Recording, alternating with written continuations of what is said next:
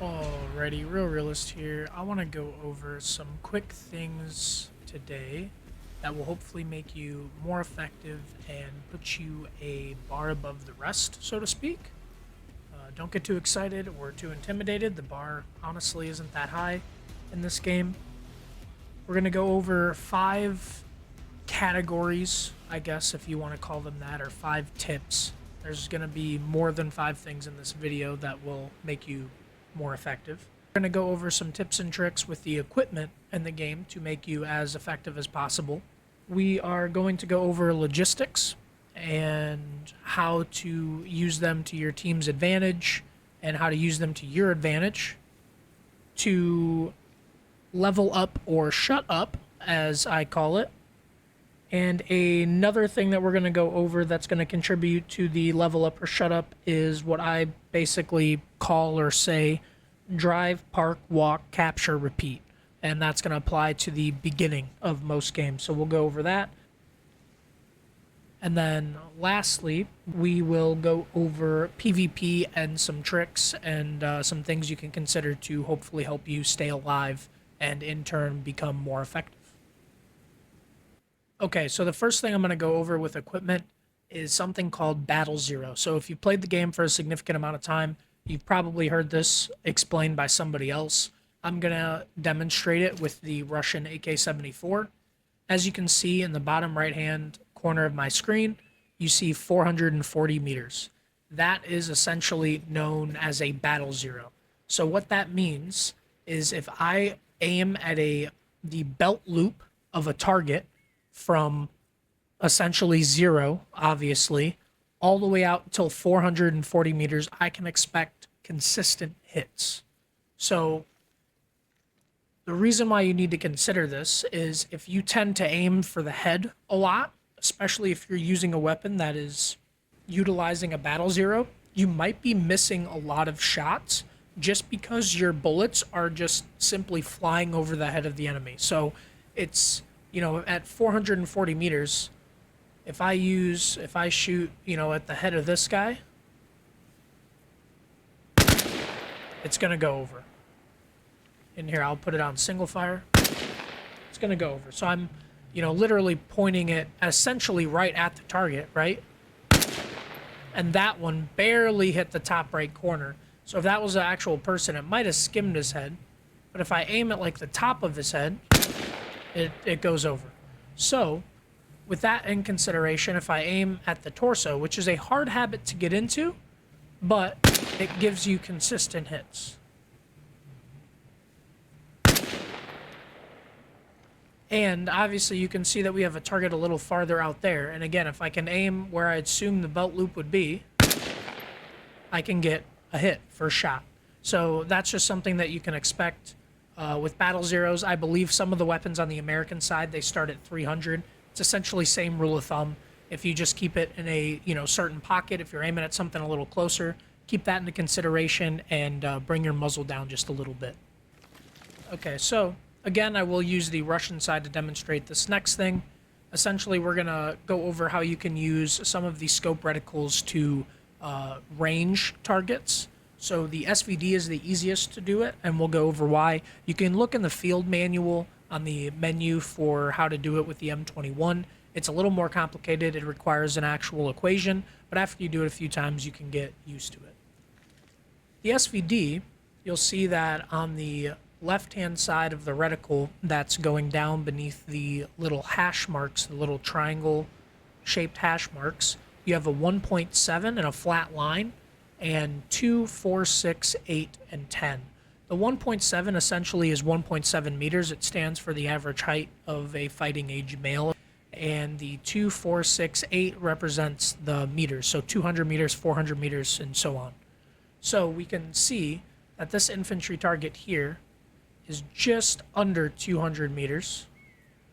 We can look at this infantry target here, and we can see that it's just under what would be 300 meters. And that's just a way that you can use this scope in particular to range targets quickly to either change your zero or adjust your hold. So what we could do here, right, we could change this to 200.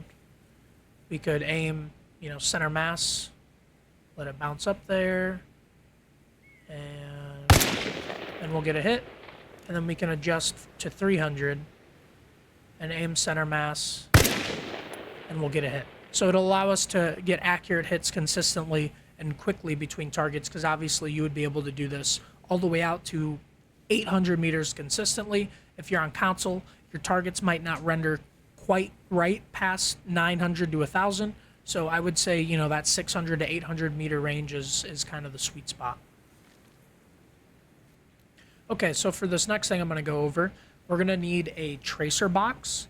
So when I'm carrying a light machine gun, either the PKM, M60, 249, whatever it may be, I usually carry 2 extra boxes with me, and one of them will usually be a tracer box, and I'll show you why. So we'll pick one of these up. We'll switch to the PKM. We'll look, and we will throw this on here. So tracers obviously have incendiary properties, which do not mix well with fuel. So if you know where to aim on the helicopters, you can take down a heli very quickly with a light machine gun. So we're going to do it with the closest ones here just to demonstrate really quickly. Obviously, the targets on this, it's pretty large. You can actually see the fuel cap here. And that is where you refuel on the Huey. And the MI8, the gas tanks are these big tubes on the side here. So just to show how quick this does it. So that's, I mean, I don't know, less than 1/10 of the box. I might put a shot counter in there. And then with the MI8, again, almost instantly, right? So the tracers are worth keeping in your back pocket if you're going to carry one of these big machine guns around. And, you know, obviously just keep in mind if you go to reload and you're using it to ambush a base, you are going to stick out like a sore thumb. So I like to kind of keep it in my back pocket for specific situations like this. The heavy machine guns are a little bit more effective at another method at taking down the helicopters. So obviously the rotors of the helicopters are crucial for them staying up in the air. It does not take long whatsoever with the heavy machine guns. You can obviously do exactly what I just showed you with the fuel tank on the machine guns as well. My preferred method if I have a heavy machine gun is this though. I go for the main rotor first or the tail rotor if I can't get that. And again, it's almost immediate. So if obviously these things are in the air, it's farther away, it's going to take you a little longer to land the shots needed, but you can see that it only takes, you know, 7, 8, maybe 10 shots to the max to actually hit, and you usually have 50 in these boxes on these large machine guns. And it's just as fast on the Huey. I'm going to try to do this as quickly as possible. This is just going to be a very simple explanation on how to use the mortars. I am still using a Russian kit. When I'm using mortars, I like to at least use the Russian compass, and you'll see why here in a second. The first thing we're going to do, though, is we're going to grab a ballistic manual. I like to apply this to one of my hotkey sections so I can pull it out quickly. Now that you have this, we can just kind of look at it for a second. I'll show you why we don't really need to repetitively pull it out once we find our target. But looking at it, you can see in the top right-hand corner, it says 4 rings. So everything we see on this sheet and everything that we're going to see while we're actually in the mortar is 4 rings on the mortar. And we'll go over what that is here in a second. But essentially, it's just something to keep in mind. So if you do adjust that, you know, these elevation and ranges aren't going to be quite correct. So you'll notice that as the range goes up, the elevation goes down. That essentially is just the angle of the barrel. So the elevation of the barrel, you know, relative to the ground. So obviously, if you point the barrel straight up in the air, the mortar isn't going to go very far. If you point it closer to a 45-degree angle with the 4 propellant rings, it'll go up to 2,900 meters according to this ballistic manual. So we will take a look at the map. we know where we are right now. I'm gonna release a video just going over some simple things on the map and then also show how you can triangulate your position if you need to find out where you are. If you're on a mortar, you're probably gonna be in a base, so you're gonna have a good idea of where you're at. So we are in this first pocket right here. So what we're gonna do is we are gonna pull out the protractor, and obviously this guy is already gonna be oriented north, east, south, west, etc. So we're gonna put the center of this approximately or as close to where we are. So that's about center of that. And our target is gonna be this lighthouse here. So what we're gonna do from here is we're gonna draw a line from our target as close to it as possible. And we're gonna go through the center here. So you'll get your what's called windage from this. So our windage, you can see, is gonna be 156. It's the small number, so you'll see why here in a second. So our windage is gonna be, it looks like maybe just a hair over 156. So we'll keep that in mind. And now to get our range to the target, we have these lines here in the middle, and the reason why I use the Russian protractor is you can actually range a target that's quite a bit farther than you can with the American protractor, because it actually goes from 900 to 0 and then back out to 900. So you can range a target that's 1,800 meters instead of 1,000 meters. So we are going to put this, we're going to put that 0 as close to where we think we are here. So if we zoom in, about that hash mark, and that's where we're going to start. So we have 900 to 0, and then if we go in, we're looking at 800. So we have a total of 1,700 meters that we're going to be firing. And we have our windage. So our range is roughly 1,700. Our windage is 156. Now we can hop in the mortar if we want. And now we're going to crack this over to 156. And now, if you see, we're going to keep the 4 rings. If you look on the right-hand side of our screen, we have our range. If we start pushing this up, we're going to reduce down. So we remember that we need to be to 1,700. So 1,700 is going to be 1,283. So we're going to bring this number on the left-hand side to 1,283. We'll adjust back to 156 on the bottom. Just go a hair over like we said. And that should be good. And now we are good to fire our mortar. So one thing to remember with the mortars is a good blast radius, or not a blast radius, but a good hit radius with these guys is anywhere between 30 to 40 meters. So, you know, we're expecting that type of radius when we go for accurate hits with this. So that's just important to remember when you're either calling for fire or if you have friendlies in the area.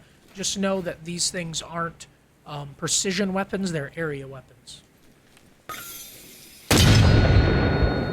So now, I have plenty of time to look at this, because if you look at the ballistic sheet, and you can see the time of flight. So 1,700 meters, we have about 34 seconds. So we'll fly on over here and we'll see where we impact.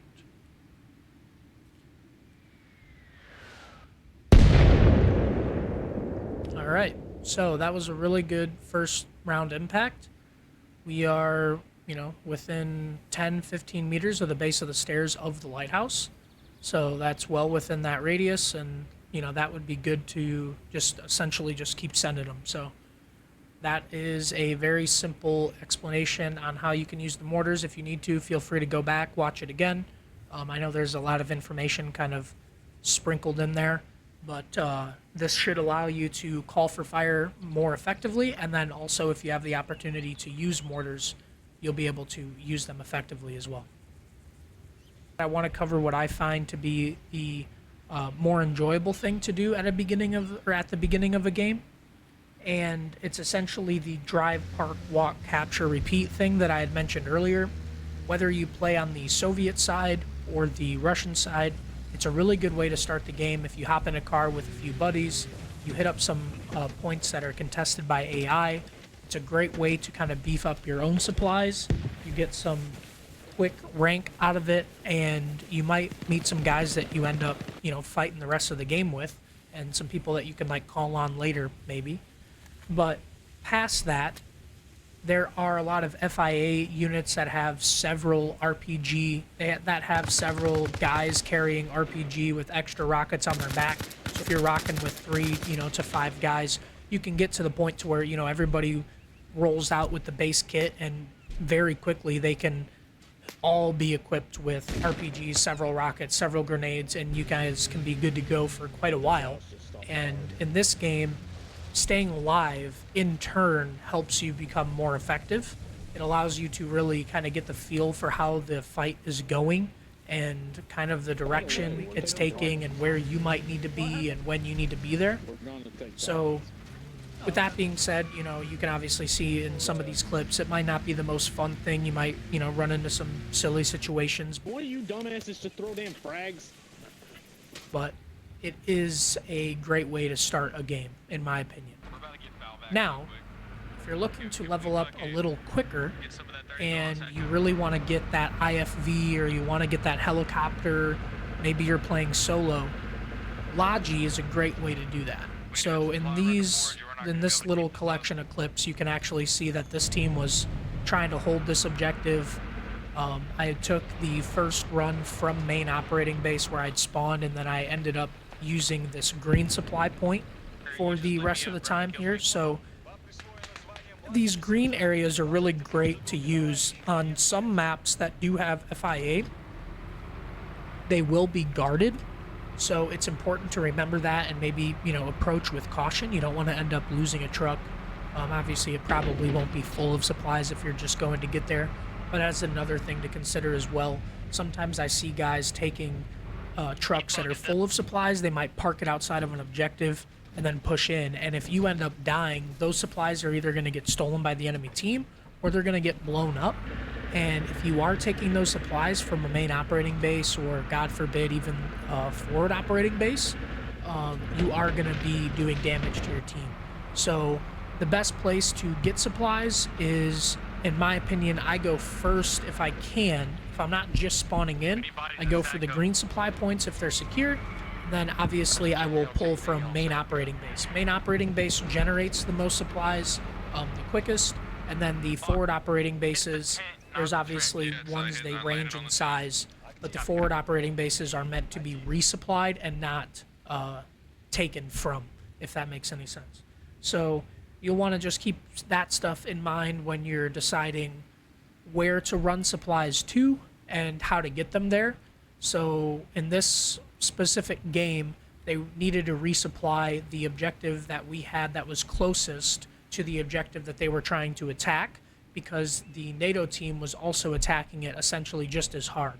So this was a crucial objective for us to hold. You can see that we're actually kind of in this timer where we're trying to win the game, and if we're able to push in and take this objective and hold it, we'll actually, secure the win. So I'm trying to get supplies to this point so that our team can spawn here, get vehicles here, etc., so that we can continue the push and eventually win. So with those two things, right, we went over drive, park, walk, capture, repeat, blah, blah, blah, and the Logi. It brings me to the last point I'm just going to touch on just for a second before I go into the PvP. Level up or shut up. It pays to be the guy who can spawn things in for people rather than the guy who's begging to have things spawned in. Not bashing anyone, but I see it, or I guess I should say I hear it a lot. If you're able to just do, 30 minutes of Logi runs, you can pretty much get helicopter that you want or whatever it may be. So it's just important, play the game, have fun. Obviously, it is a sandbox, so if you want to sit there and beg people for stuff, and they'll probably give it to you, go for it. This obviously probably isn't the video for you. You've probably already clicked off. So if you want to be more effective, then I say level up or shut up and be the guy that can support his team by spawning the extra vehicles that are needed at the end of a game for a good push or whatever it may be. So now going into what everybody wants to talk about, PvP. So you've done everything, you've leveled up, You got a little squad with you. You're set up. You're ready to push into Coastal. You're ready to push into Sadco, whatever it may be. You're ready for it. So some things that I like to keep in mind. Well, I guess they're not really things that you keep in mind, just little general tips.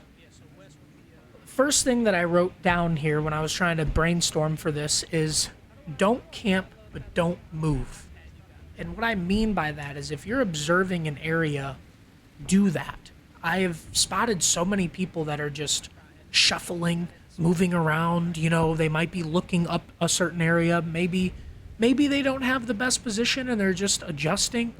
But I see a lot of people that are in a place of advantage, but they're stripping all their advantage away by moving around, you know, unnecessarily. And like I said, I'm not saying camp, but I'm saying if you're holding down an area for a short period of time, or if you're supporting somebody, you know, like Overwatch, then do that. Try to be still. And that leads me into what I will, you know, some things actually to keep in mind when you're doing this. And it's essentially the 7 S's of camouflage. So it's silhouette, shine, shadow, shape, shade, sound, and speed. So when it says silhouette, it's referring to the human silhouette. And in this game, that's taken care of. You're going to be wearing camo in whatever game you play, whatever modded server. There's going to be different uniforms, you know, what have you. Shine also probably isn't going to apply too much, but like we just said, there's a lot of crazy mods. There's a lot of different uniforms. If you're going out in an orange raincoat and a white hard hat, you're probably not going to be very successful hiding in a bush, right? So you're gonna shine. You're gonna stick out. Shadow. What is the shadow? What I think, you know, the first thing that comes to mind is maybe standing at the top of a building with a backlight, and somebody underneath can see that you're, you know, above them. Same thing if you're walking on a ridge line. Other things might be not necessarily a shadow, the first, you know, the literal way you might think of it, but if you're walking at the edge of a tree line and it's dusk, you might create a shadowy figure that's moving from, you know, left to right. So that's something to consider, and we'll just touch on that here in a second. Shape. So again, kind of almost teetering on the last point that I made with shadow. Shape, first thing I think of is skylining. If you're at the top of the hill, it's dusk, even daytime sometimes if it's a flat, you know, grassy hill, almost what they call a pool table. If you're at the top of that and you're walking from left to right, you're going to stick out. Your shape is going to stick out. Shade. Again, kind of goes back to what we said earlier about the uniforms and everything. If you're wearing a really, really bright uniform and you're in a dark area, or vice versa, that is going to affect you negatively. Sound goes back to the first thing I said. If you don't need to move, then don't. I've been in numerous situations where maybe I'm not moving and an enemy nearby moves just before I was about to move. So it, you know, just be wary of where you are and how much noise you're making. And that kind of leads into the next thing, which is speed. So in this game, obviously, you're going to want to move from point A to point B quickly. It's a very large map. You know, can kind of feel like walking simulator sometimes. But it's important when you get to certain areas, if you know you're in a place of contention, to slow down, move with intention, and really observe the areas that you're going to be moving to. And don't move too fast. Branching off from the 7 S's of camouflage, but also extending on the last point of not moving too fast, it pays to exercise patience. So it's nice when you're the first one to shoot, once you know someone else isn't right behind you. You can see in this clip, this guy shot right over me and my buddy's shoulder in a DayZ server that we play, and he walked right up behind us and ended up sitting in the bush behind me and didn't realize that we were right there. So had we shot at this guy that we had been observing, you know, as soon as he came out and we weren't patient, we would have thrown our cover and this guy would have had the drop on us. I'm so scared. I'm laying down to where I'm not gonna be able to turn around fast enough, dude.